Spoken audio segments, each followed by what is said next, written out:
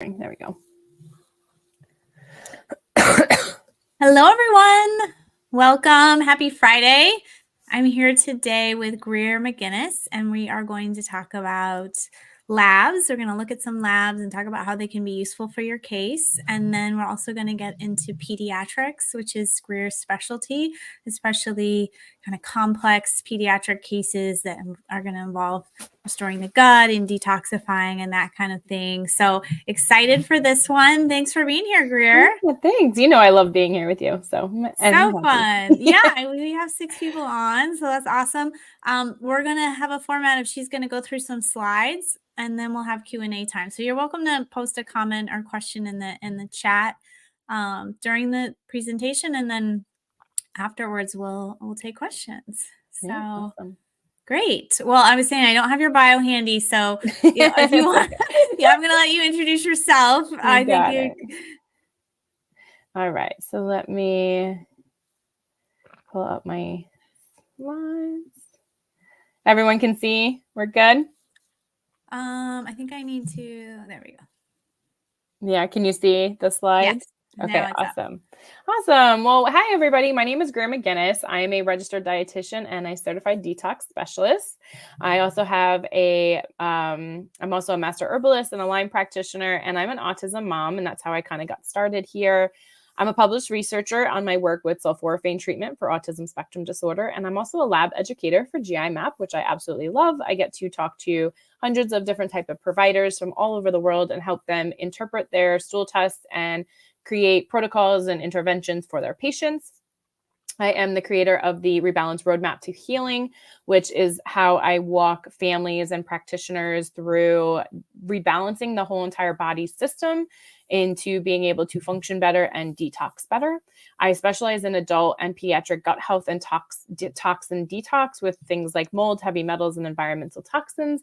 And I'll be working with Bridget's on Mondays and Fridays and helping out and, working with patients and helping them identify their potential mold or toxin issues or gut issues, and they want to rebalance their system. So I'm super excited to be here, and we're going to kind of dive into some of the testing that I use and that Bridget uses pretty much all the time with our patients, just to give like a nice brief overview, because one of the favorite things that I love doing is things like stool testing and GI Map. And the reason why is because it gives us a lot of insight into the system. When people come to me for detox, and, they say, usually the first thing they say is, I need to detox. And the first thing I'm going to say is, what are we detoxing? And because we need to know what we're detoxing. And then the second question I'm going to say is, did you do a stool test first? Because the gut is the engine to the car. It actually shows us how the whole entire system is working and if you're actually detoxing well. So if we're doing a GI map, this happens to be one of my patients, excuse me. And when we're trying to look at is how the system is set up, is there a ton of inflammation? Do they have a ton of beneficial microbial species? Do they have infections and pathogens? And those are all problems that we need to identify. So like this little one actually wound up having C. diff. C. diff is cell toxin A and B. And it was really, nice for mom to see this because it was kind of apparent and it was kind of, the answers to what was going on inside her child. So when you have somebody with like C. diff or chronic diarrhea, they're not absorbing things, they're not detoxing well, and we need to kind of take care of this before we even start the detoxification process. So I really appreciate this pathogens panel from GI Map. It really does catch a lot of things that other people miss or, doctors will miss in the gut. So definitely something that I like to run on all my patients first to try to make sure that there's nothing there. We also look at things like H. pylori, and H. pylori is something that happens in the gut. And with toxins, like for instance, H. pylori eats heavy metals, they eat nickel. And so if you do have tons of heavy metals, you could see a really high H. pylori. If you're not digesting and you have low digestive support, and that could be anything from taking long-term PPIs, that could be from not eating the proper foods, eating too many carbs or high sugar foods, that all could lead to H. pylori symptoms, which is a lot of that upper, GI, GERD, acid reflux, indigestion kind of feelings. So identifying an H. pylori could be a real big, key piece to your overall health and how you function and how your body and your digestive tract is working. So we definitely always are looking for that H. pylori if it's around, because it's actually a lot more prevalent than people think. And then we're looking at like keystone bacteria and commensal markers in the gut. Now you can kind of see where you have a lot of lower levels than what we should, which means that the gut is really deficient. When you have a very deficient microbiome, you don't actually neutralize toxins. Lactose, bifidose, and your beneficial, keystone markers actually help neutralize toxins. That's what they're there for. That's their job. So if we don't have an abundance of our microbial species that are in our gut, those toxins are just going to circulate around and continue to be more and more toxic to the system. And we're not going to be able to get them out without a healthy microbiome. So that's why, to me, the microbiome is always a big key start to detoxing, to making sure that the gut is up to par. Now, when the gut is so far to the right is what I call it, where the gut just is so inflamed. We have so many pathogenic overgrowth, commensal species. It really does cause so much inflammation, not just in the gut, but in the whole entire body. And that could be very dangerous for a person, because if you have so much inflammation, if you're having difficulties digesting and absorbing your food, the things that we need to detox, like glutathione, won't work. You need proper sleep, which could be inhibited from your gut. There's a lot of different kind of components here. So what we're looking for is those pathogenic overgrowth, the things that are causing so many downfalls to the human body. So we want to definitely identify them and kind of rebalance the system. And that's basically what I teach a lot of my practitioners and patients, is how to rebalance the system. So when we're looking at key pieces like things like Pseudomonas or Citrobacter, those are inflammatory microbial species. They also could be things like, histamine issues with microbial overgrowth. And if you've worked with mold a lot, you might hear, histamine reactivity because of mold. And that actually can also stem from the microbiome. So it is really helpful to kind of look at the gut and see, do you have histamine producing overgrowth? Is it causing more of a mast cell reactivation for you? And it's not always just about the mold, it's about the gut too. Even things like Candida at the bottom. Candida loves heavy metals, and Candida actually feeds on their positive charges. So all heavy metals are positive ions. So they actually can eat positive ions that are attracted in their, in their system. And it actually gives them fuel and energy to keep going. Same with parasites. Parasites love heavy metals. There's actually really amazing studies, not on humans, unfortunately, but on aquatic animals like sharks, where they have looked at parasites in the sharks, and the sharks' parasites the shark themselves had low levels of heavy metals, but the parasites had really high levels of heavy metals because the parasites were feeding on the heavy metals from the shark. So similarly, with things like Candida and parasites, they can do that into our system as well. So we want to be a little bit careful. If we do see that, we might have to work on some detoxification of heavy metals as well. So intestinal health markers as well. Another amazing, this is probably one of my favorite panels, is at the page. It's called page 4, I call it. But it gives a lot of great insight of what's going on in the person's system. When we see something like low elastase, that's a really key indicator that that person is having digestive insufficiency, and they're not moving bile. They're not moving, their digestive amylase, protease, and lipase for their pancreas, which is how we digest and move out toxins too, especially with our bile. So if we're having insufficiencies there, that's a big problem. That's going to cause a lot of issues with moving out toxins and the recycling of really bad bile that is already contaminated. Things like beta glucuronidase, which is one of my favorite markers to talk about too. If things are actually kind of low, that means that the phase 2 liver detox isn't working. And if it's too high, it means we're bombarded with a bad gut and more toxic load that's just circling around. So we definitely want to look at that marker as a potential liver insufficiency. The liver is too overburdened, and things like mold love the liver. So we want to be careful with specific types of markers on a GI map, which is what I love to explain to people, and reading between the lines as well. We have things like secretory IgA, which is the gut inflammatory state. So if your gut is like super inflamed and having issues, that could be pathogenic overgrowth, that could be food sensitivities. We might see a really high sege, which means that your gut is just really angry and inflamed, and we want to kind of put out those fires. And if it's too low, that could also mean a immune dysregulation or immune issue that we need to boost up your immune system to make it work a little bit better.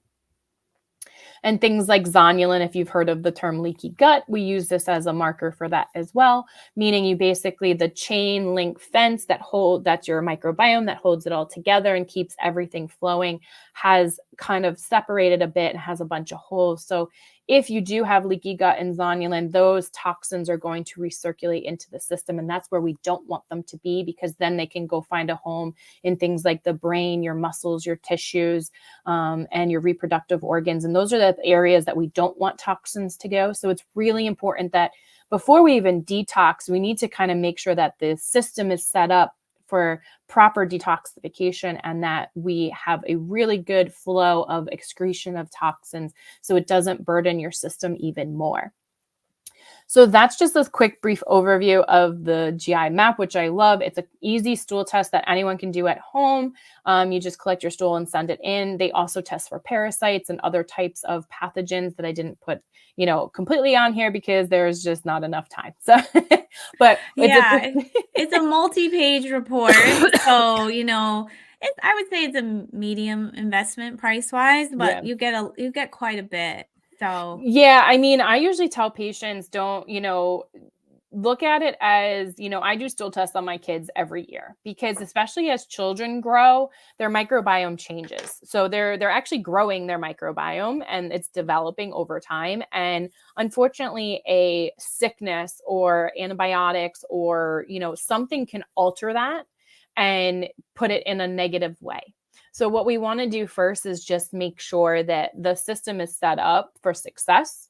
And then we can go into things like detoxing and identifying toxins to see what could be a potential issue, because toxins go hand in hand with the gut. I've had practitioners that have done stool tests and repeat stool tests on very complex patients, and sometimes their repeat stool test doesn't look as good and the patient's still having tons of symptoms. And that's where identifying the toxin piece comes into place, because if you're ingesting or coming in contact with those toxins consistently, it's going to continue to damage the microbiome and you're not going to be able to get the results that you want. Yeah. Do you want to take this quick question from Colleen before we move on to the next test? Yeah, I can't see anything other than my screen, so I'll read it to you. Does the GI map test for Babesia? Babesia? That's a Lyme. One of the No, Lyme group. it won't test for Babesia. No, I was gonna look at the pathogens on the front page, but no, it doesn't test for Babesia. That's specific to Lyme, where you would have to do a specific Lyme test in order to identify Babesia, because they're spirochetes. So you need a blood antibody test in order to identify Lyme spirochetes in the system. When I saw Colleen's question, hi Colleen, by the way, she's one of our toxic mold trained practitioners. I wondered, do you see any patterns on the GI map with Lyme? With Lyme specifically, so a lot of times I will see, I would say secretory IgA might be low a lot of the times. Their just immune system is shot. Their beta glucuronidase is usually going to be elevated, because a lot of times Lyme kind of goes hand in hand with other type of toxins like mold. So, but it's kind of hard because everybody's different and everyone's toxic load and gut is different and their diet is different. So, I don't see anything specific to Lyme except for just really bad guts. Yeah. I think that's true. When you encounter something like Lyme or mold, like some people are going to gain weight, some people are going to lose weight, some people are going to go this way with their gut, most people get constipated, but I always had loose stool. So I think it's just what flavor are you going to get, basically. Yeah, I mean, we can definitely sometimes see trends with the GI map when it comes to that page 4.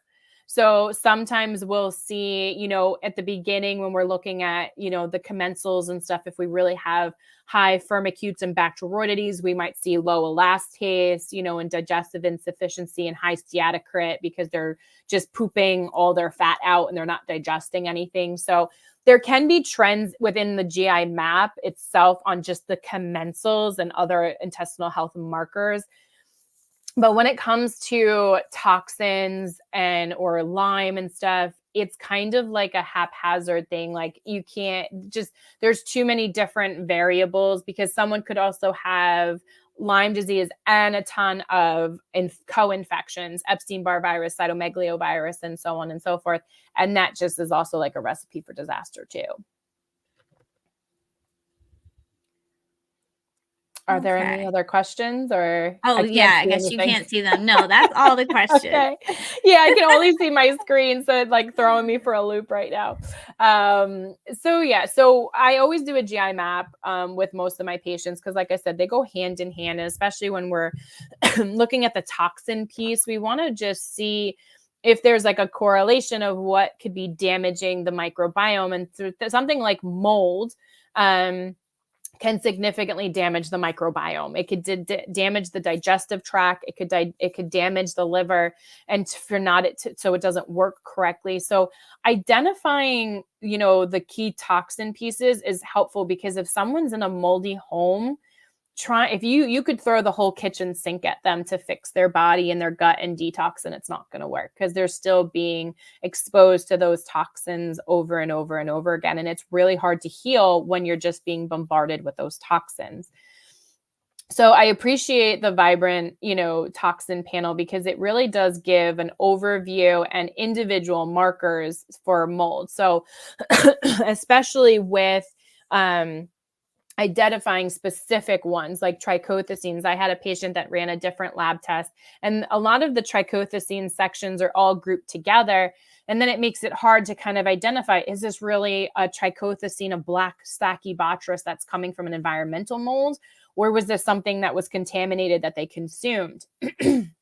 So when we're looking at things, here we have, okra toxin, aflatoxin, which are very common molds. They're probably the most common molds that I see on everybody's test. It's kind of almost impossible to not see them on a mycotoxin test, so that's going to be a lot of times you're like wheat, rye, oats, barley, corn, sorghum, things like that, coffee. The issue with okra toxin, which is kind of new, is that they have been finding okra toxin in samples and when you do like at-home testing. The problem is that okra toxin really, I haven't found any information that says it grows on like a wall or dry wall or a wet surface. But if you have moldy food and grains that are in your home that are expelling mycotoxin, it does make sense of why you find it in, those sample reports. So it's something to take a look at too, because we usually use okra toxin for like aspergillus type based molds, and that could be a potential problem, but there's still not conclusive data. And, Bridget, tell me if I'm wrong, but like I've looked at all the research and it's very like, it's a lot of gray area with that one. Huh. So yeah, I know I did like a deep dive into okra toxin because, I was seeing some research studies that said that it was found in homes, but they couldn't confirm that it could grow on like a wet wall, like Stachybotrys can. So it was kind of one of those things that's like, okay, well, it makes sense that if things are airborne, mycotoxins can fly around the house. It makes sense of why they were found in dust particles for collection. Yeah, I mean, in general, all mycotoxins, because they're not the organism itself, they are just like a waste product. They Mhm. basically go airborne from like the biggest one is mold like particulates, and like it doesn't even have to be a whole spore. Like little mold fragments is kind Yeah. of probably what it first sheds off on, and then it's catching on dust, and Yeah. it's a good traveler.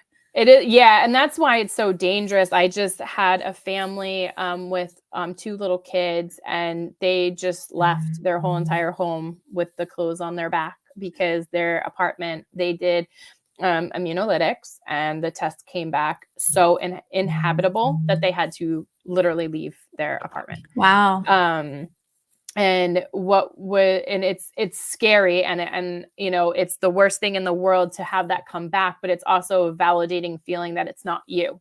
It's actually something that is making you and your family sick. um So so this toxin is the Total Tox Burden by mhm, by Vibrant. So mhm, it has this mold section. I'm just kind of giving people an overview yeah. because the slides are harder to tell. And then it gets Mm. into some also heavy metals and chemicals. So it's a pretty interesting test.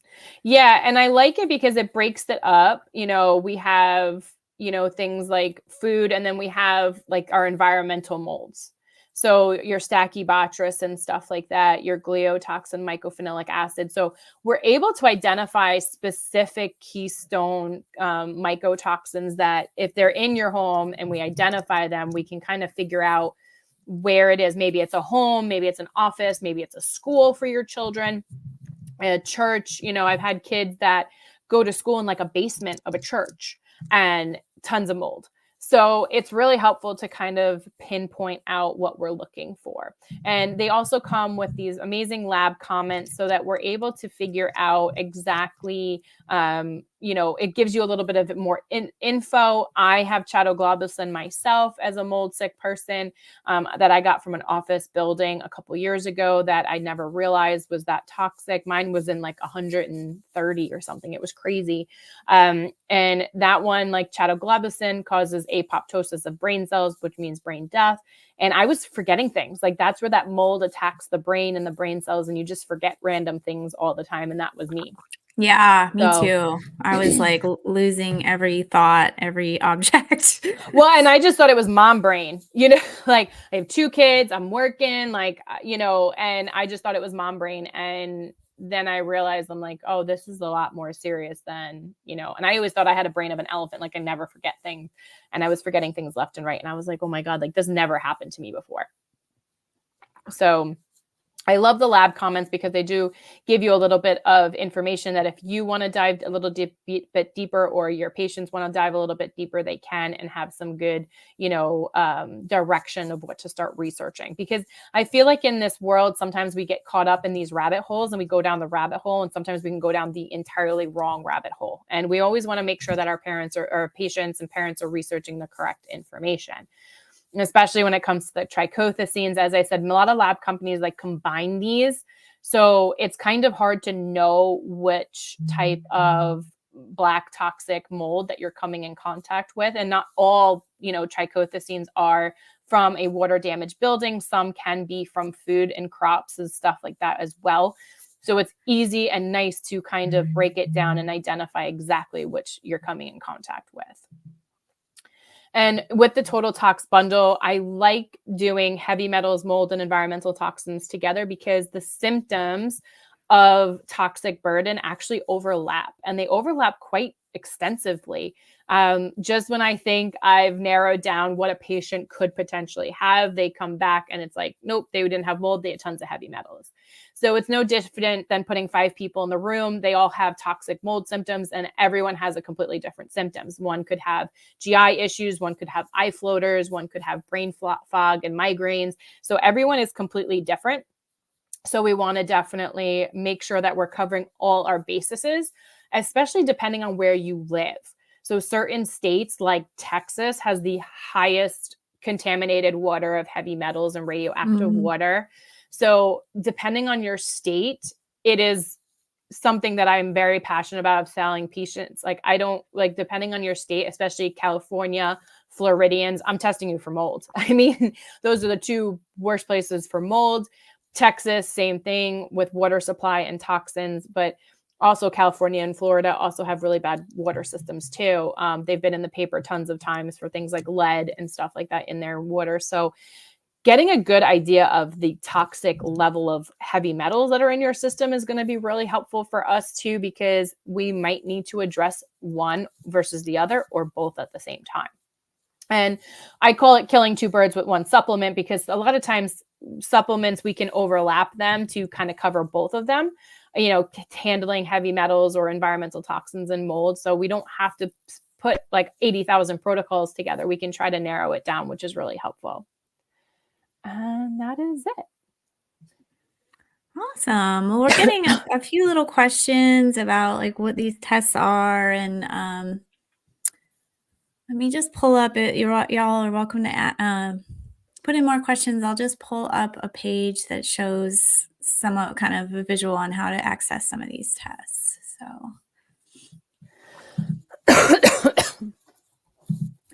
Yeah, so it's the Total Tox Burden from Vibrant America, which is super helpful. I like it because it's a combined test, and you don't have to piecemeal different testing out with that, and it kind of gives like a nice overview of everything. Yeah, so this is our shop site, and if you go to lab testing and consultations, there are a couple different links to follow. So we partner with this lab service Rupa to get you a lot of different test companies at the same time. So this is the one we were just talking about, the Total Tox Burden. It also covers forever chemicals, which is kind of interesting. It covers quite a bit that you can see here. I don't see anything on your screen. If you clicked on that. I don't have this screen share going. Okay, one second. Huh. Really? Yeah, I still see the order labs here piece. Oh, I see, because it's only sharing one tab. Okay, one second. Computers. I needed to share everything. So Nikki had a great question. So what's the time frame for retesting both panels? So with stool testing, I usually say 6 to 9 months of retesting the gut, because it does take a couple months for the gut to heal. Retesting mold, I would say usually I retest that one within 3 to 4 months to make sure that the protocols are working well, especially if someone has really, really toxic mold. Heavy metals and environmental toxins can wait up to 6 months. So this is that Total Tox Burden again, and you can get it in our shop. They'll just mail it to you. You cannot order from these 3 states because of state laws. So New York, New Jersey, Rhode Island. Maybe Greer can share more about that because she lives in New York. You definitely can't have an address of New York or one of those states. So we can make it happen. We can. Yeah. Well, there's a lot of workarounds. I'm in New York. Workarounds. We'll put it that. Well, we won't say too much, but there could be some ways. Yeah. But you can see it's a really, a really robust offering. And then there's sample report here. You can look at instructions. So it's all really easy. It's a urine test. And then the GI map is on here too. So we have these in like sections. For some reason, these images are so gigantic, but this is the GI map, and we just include the zonulin because we want to see that. So same thing, you just can click on it, read all about it, and then add it to cart. It's super easy. And then they'll just send you the kit in the mail with instructions. You usually want to stop taking, like if you're on a protocol, you want to stop, for a little bit beforehand. And then we have some other tests as well. I think we had to do we still have the Lyme one? I think one of them, we have one Lyme. Yeah, we have one Lyme one, Dutch, which is a really popular hormone test for us. And we have the brain one. Where is that? The neural zoomer is somewhere in here. So we are also offering a new service where I can sort of walk you through options. So it's going to be called, or it is called, Where Do I Start? And because our new client sessions, let me just show you one more thing. You can bring labs to us. Most people do. But if you're like, well, I just don't even know where to start. I think I have mold. Maybe I already tested my house. Like, I don't know what about testing my body. You can just come and kind of ask, and we can kind of cover a few questions. So Yeah. I want to share a little bit more about our offerings. Whoops, that's not the one I wanted to share. So Greer, we kind of mentioned briefly, is now coaching with us, which is super exciting. Can you still see this, Greer? This screen? I just see book a consultation. Okay. I'm going to answer some questions real quick, Grace. Yeah, go for it. Do you tend to address parasites and yeast even when they come back undetected on GI map? It depends. I mean, it's a PCR, so we should be getting some type of reading. So depending on how high the levels are would be determinant. I mean, there's sometimes a gray area here where you have to use your clinical skills and determine if it's something that, same with H. pylori. If H. pylori is, not hitting the reference range, but the person's having tons of upper GI issues, you might want to treat. So it's totally up to you and your patient and their symptoms. So sometimes we have to go with symptoms, and if they're feeling it could be a mold thing too. I have a client 6 years old dealing with chronic constipation issues. Mom is unwilling to make diet changes. I started him on magnesium and megaspore biotics, but still having BMs only every few days. So yeah, it's very frustrating when parents won't make some changes. I mean, usually I'll just say, like, let's first just remove dairy. Dairy is like, the number one most constipating thing for most kids. What you could find in a GI map, it's endless. And so, everyone's constipation issues are so different. So sometimes doing the GI map is really going to give you like that solid piece of information to know what's going on with that child, so that you can give more of a targeted intervention. But yeah, I mean, you could also try castor oil packs, MCT oil and stuff like that too.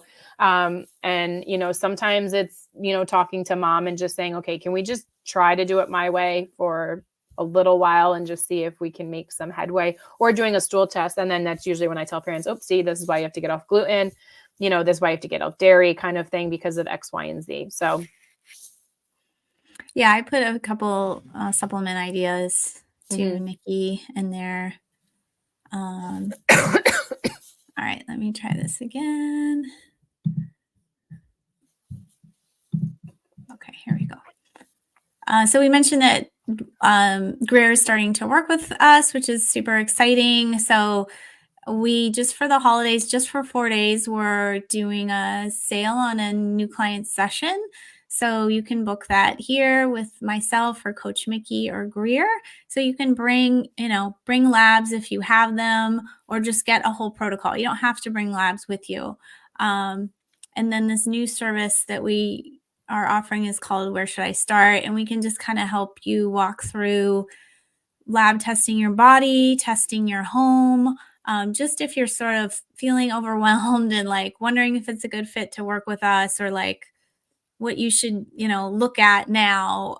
It's just a short service that we're just trying out to see if it'll be helpful for people. So you can book any of those here, and this little sale goes through Monday. I think that's all I had to say about that. Greer, do you want to talk a bit about your procedure, so to speak, or your kind of order of things with kids? Might be helpful. Yeah, sure. I mean, with no different than adults a lot of times, but with kids, I definitely build up their system first. So that's definitely looking at the gut. Most kids are in fight, flight, or freeze. So I don't want to start a killing phase or a detox phase if they're not prepared and they're not ready. So a lot of times I'll do the GI map first. I'll start working on their microbiome, working on their nutrition support, building up their bodies on different levels. And then we'll start sometimes some supplement interventions for detox, lymphatic drainage, liver support, cell support, brain support, just different type of modalities that don't necessarily need to take a supplement for that. They can honestly just kind of work on their whole body systems. A vibrating plate, a trampoline, can get that lymphatic system going. So, I usually split up kids and people in two different type of categories as high sensitivity detoxifiers or low sensitivity detoxifiers, because some people just react to everything you put them in. I mean, I had a friend who messaged me and they said, I put this patient on 2 different types of liver supports, broke out in a rash. What's going on? And I said, they're just not ready. Their body is just so toxic. You got to pull them back and just start with your basic setups, your basic gut support, basic nutrition. And sometimes we have to look at the system as a whole and kind of what I say, follow that yellow brick road. We all have, our body systems has a specific way of working, and we have to work with the system and not against the system, or else you're not going to get very far. So once we can set up the body and the system to work properly, then that's when we're going to get the most out of our protocols and our interventions, and our patients are going to start feeling better. So you don't always need to go in for that kill phase right away. You can just kind of take a step back, do some basic intervention, support systems, working on diet and stuff, because remember, your patient's not going to have supplements forever, and they need to learn how to eat and what to eat and the benefits of their microbiome. Yeah, because once those supplements run out, if you're having them on butyrate supplements, it's like, okay, great, butyrate supplements are fabulous, but if they don't know what resistant starches and what to eat for resistant starches, we're going to go right back to square one within a year or two. Yeah. I feel for you, Nikki, too, when people are like not wanting to make changes.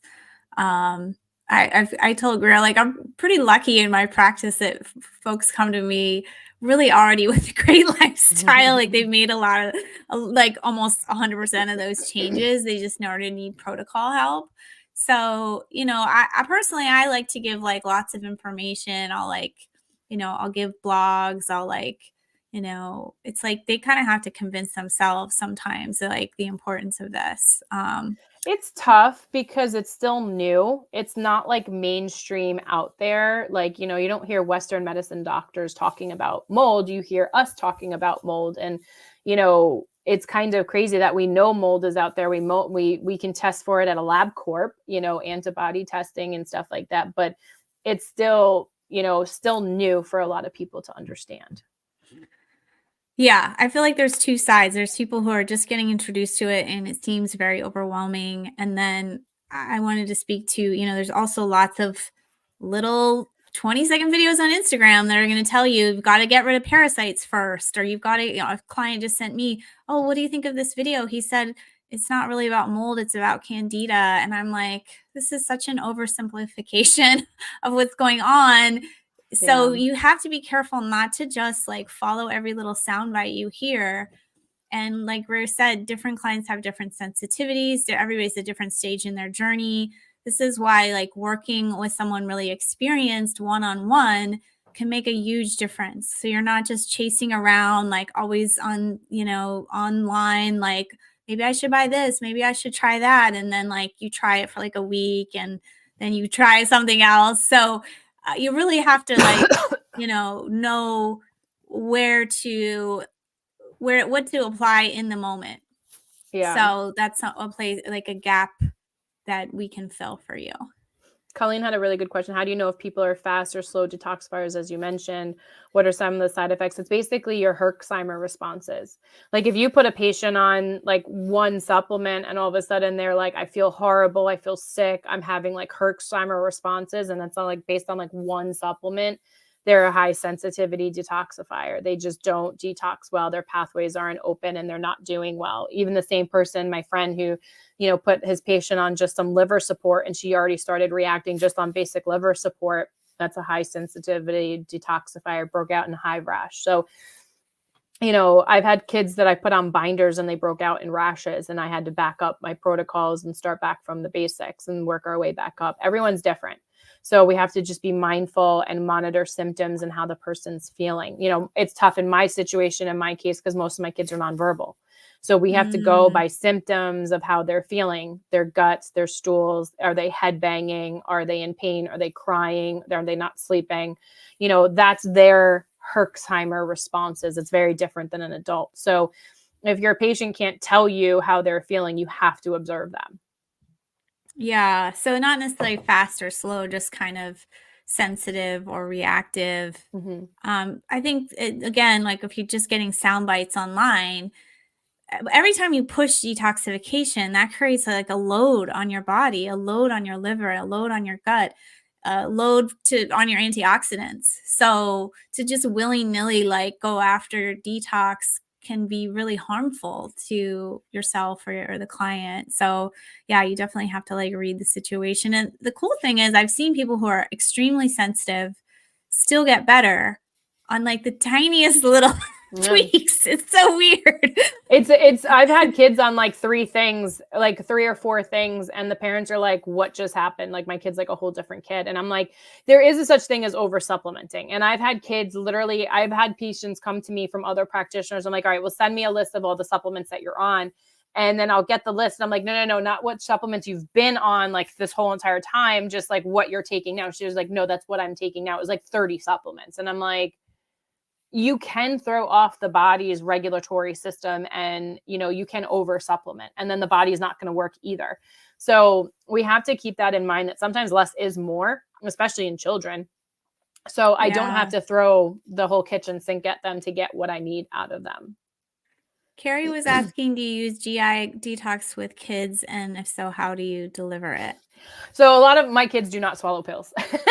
So no, I can give them GI detox. I use all different types of binders. It depends on the kid, because like even some of my kids won't take like pudding, applesauce, yogurt, or anything like that. And you can't mix a lot of binder stuff in liquid, because they're like, it almost like a chocolate powder, where it like you put it in and you take it out and it's still like powder in the liquid. Like it just doesn't dissolve well. So, a smoothie or something like that, if the kids will take binders, either that, I'll use different types of binders like chlorella, chlorophyll, stuff like that. That's also liquids. So it just kind of depends, like, on the kid. Some kids I can get to take it. Other kids, not even a chance. Yeah, you must have, I guess I never thought about that angle before. Like for you to like have kids that are nonverbal, sensitive to different textures, super picky. It makes for interesting challenges. Yeah. And again, have to be kind of customized for the approach. It's funny. Parents are like, well, are you sure you can figure out supplements? I was like, I have arsenals. Like I've spent just so much time on full scripts going through different types of binders and Googling and, finding what I can use and what works and what doesn't. And it just sometimes is just the kids. Yeah. We have actually a little post like blog coming out on like non-pill supplements, because even like we have adults who can't really take pills either. So happens. Yeah, for sure. Yeah, we have that coming up because there's different sprays and different drink mixes and stuff like that. So that'll be coming out soon. So again, this is the link here. I'll put it again in the chat. But mostly we did this webinar to just introduce you to Greer, and she's awesome. And obviously she knows all about labs. She can geek out on labs with you. Yeah. If you want to ready to order some, we have a little discount on labs and then like a bigger discount on coaching right now. And you can, come see her for your kids. It's awesome. We're so happy to have that specialty in the practice now. I think helping kids is like kind of the most meaningful, it just, when someone has still so much potential for life and it's being cut short, to me, that's the biggest gain if we can get that back. So, for sure. Yeah, and there aren't that many pediatric specialists out there. So we're really excited to have Greer. Again, just schedule if you schedule by Monday, that's when the sale is going on. But, we're here ongoing as well. Thank you, Greer, for being on. Welcome. Thanks, guys, for all your great questions. And yeah, happy holidays, everyone. Merry Christmas. I'm in the mood. I'm already there. It's the season. Sharon, actually, you have to book it the same time you pay for it, but you can book it ahead. Like you don't have to book it for, next week if you're not ready to come in. So You can book for yeah. after the holidays. Yeah, totally. Yeah. All right. Thanks, everybody. Bye. Have a great weekend. Bye.